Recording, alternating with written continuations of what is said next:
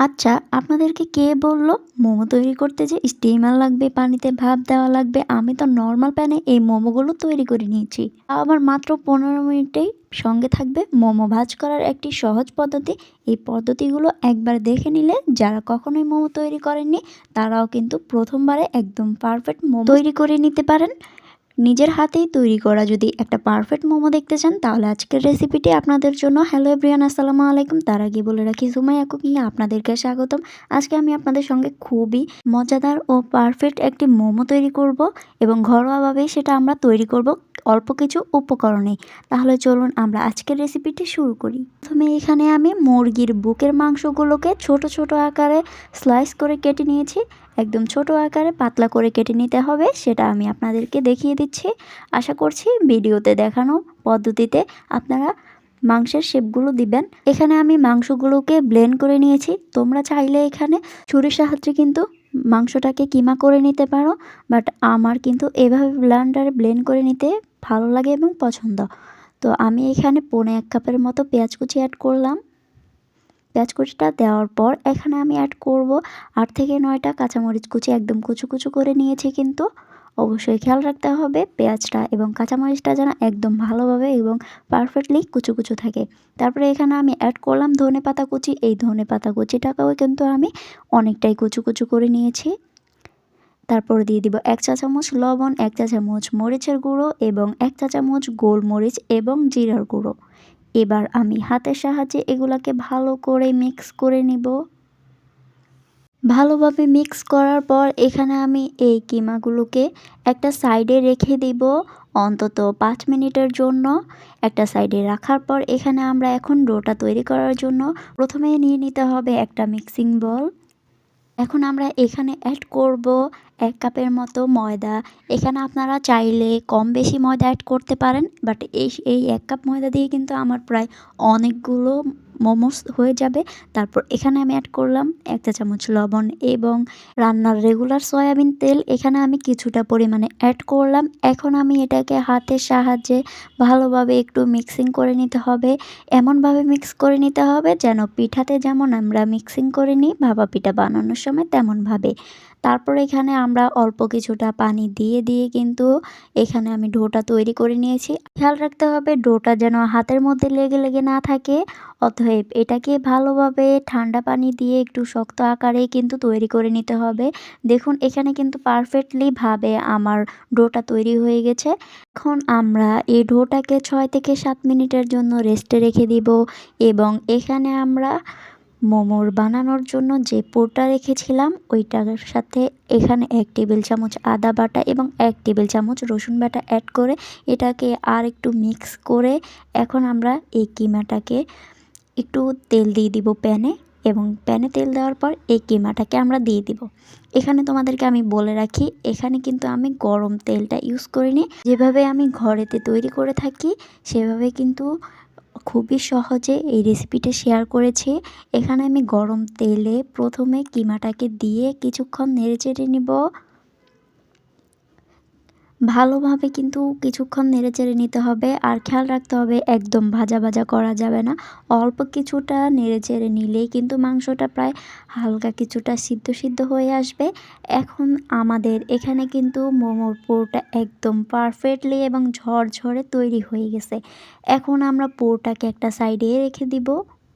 এগুলার আমরা যেভাবে রুটি বানিয়ে থাকি তেমন একটা পিঁড়ি নিতে হবে এবং এই পিঁড়িটাতেই কিন্তু আমি এখন ময়দার যে ডোটা তৈরি করে রেখেছিলাম সেখান থেকে কিছুটা ডো নিয়ে নিব এবং এটাকে আর একটু হাতের সাহায্যে প্রেস করে ভালোভাবে একটা গোল আকারের শেপে নিতে হবে। উপর থেকে কিছুটা ময়দা ছড়িয়ে এখন আমরা এটাকে বেলে নিব এবং একটা রুটি করে নিতে হবে। কিন্তু এখানে আমি চেষ্টা করেছি রুটিটাকে কিছুটা পাতলা আকারে নেওয়ার জন্য। আমি কিন্তু দেখো এখানে কতটা পাতলা আকারে নিয়েছি সেটা দেখিয়ে দিচ্ছি। এখানে আমি একটা স্টিলের গ্লাস নিয়েছি এবং এই গ্লাসের সাহায্যে কিন্তু আমি অনেকগুলো গোল আকারের শেপে রুটি নিয়ে নিব। এখানে দেখিয়ে দিচ্ছি কতটা নিয়েছি। এখানে একটা রুটি থেকে প্রায় 3 থেকে 4টার মতো কিন্তু গোল শেপে নেওয়া যায় রুটি। এখানে আমি সবগুলো রুটি একদম পারফেক্টলি ভাবে করে নিয়েছি। দেখুন আমি আপনাদেরকে দেখিয়ে দিচ্ছি প্রতিনিয়ত যে কতটা পাতলা আকারে নিয়েছি এবং কতটা ভারী আকারে। একদম বেশি পাতলা এবং একদম বেশি ভারী করা যাবে না, মিডিয়ামের মতো রাখলেই হবে। এবং এখানে আমি একটা ফ্রিজে কিছুটা পরিমাণ পানি নিয়ে নিয়েছি এবং মোমোর পুরটা নিয়েছি। এবার এই রুটিটাকে হাতে নিয়ে মোমোর পুরটা প্রথমেই রুটিটার মধ্যে দিতে হবে। পারফেক্টলি ভাবে দেওয়ার পর এখানে আমি হাতে একটু পানি নিয়ে সাইডে ছড়িয়ে কিন্তু এই মোমোটাকে দুপাশ থেকে একটা ভাঁজ করে নিব পিঠার মতো করে।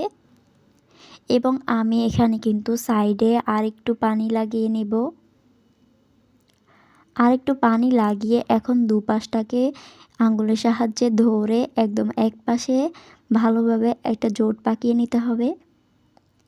আমি কিন্তু প্রত্যেকটা মোমোর শেপ ঠিক এভাবে সহজ পদ্ধতিতে দিয়েছি এবং খুবই সুন্দর হয়েছে এই ভাঁজটা। তোমরা এটা অবশ্যই, আমি ভিডিওতে খুবই সহজভাবে দেখিয়েছি, তোমরা চাইলে এটা যে কোনো সহজভাবেই দিতে পারবে।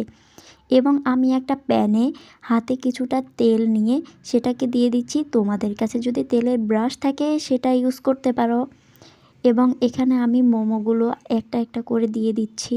এখানে কিন্তু চুলার আঁচটা একদম লো আঁচে রাখা লাগবে এবং আমি সাইড থেকে অনেকটা পরিমাণ পানি দিয়ে দিচ্ছি। এখানে আবার বেশি পানি ইউজ করতে যাবেন না, অবশ্যই এটা একটু ডুবো ডুবো হালকা থাকা অবস্থায় এতটুকু পানি অ্যাড করলেই হবে। ব্যাস এখন আমি ঢাকনাটা দিয়ে দিব এবং ঢাকনাটা দিয়ে এটাকে আমি প্রায় 6 থেকে 7 মিনিটের মতো লো আঁচে কুক করে নিব। দেখুন কতটা পারফেক্টলি এসেছে এবং উপরের কালারটা অনেক বেশি জুসি দেখাচ্ছে। এবং এটাকে আমি একটা কাঁটা চামচ নিয়ে নিব এবং কাঁটা চামচের সাহায্যে নিচ থেকে কিছুটা ড্যাব ড্যাব করে মোমোটাকে উঠিয়ে নিব। বা আপনারা মনে করবেন না যে মোমোটা হয়তো বা নিচ থেকে উঠানোর সময় ভেঙে যাবে, একদমই না। আর এখানে আমি আপনাদেরকে আরেকটি টিপস দিয়ে দিচ্ছি। এখানে মোমোগুলো হওয়ার পর প্রায় 3 থেকে 4 মিনিটের জন্য কিন্তু মোমোটা হালকা একটু ঠান্ডা রাখতে হবে। একদম সাথে সাথে উঠানো যাবে না, হলে কিন্তু মোমোগুলো ভেঙে যেতে পারে। অবশ্যই 2 থেকে 3 মিনিটের মতো রাখলেও হবে যদি আপনাদের হাতে সময় কম থাকে। তবে বারবার একটা কথা শিখিয়ে দিচ্ছি, মোমোগুলো হওয়ার সাথে সাথে উঠানো যাবে না, একদমই যাবে না। 2 থেকে 3 মিনিট এটা কমন রাখতে হবে একটু ঠান্ডা হওয়ার জন্য, তারপর উঠিয়ে নিলে একদম পারফেক্টলিভাবে উঠে আসবে। ব্যাস এখানে কিন্তু আমার মোমোগুলো একদম পারফেক্টলিভাবে হয়ে গেছে।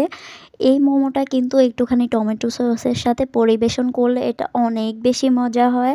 আর আলহামদুলিল্লাহ, আলহামদুলিল্লাহ এই মোমোটা কিন্তু একদম পারফেক্টলি এসেছে। আমি বলবো এরকম সহজভাবে এবং প্রথমবারে যদি এরকম পারফেক্ট একটা মোমো তৈরি করা যায় তাহলে আর কি লাগে বলুন।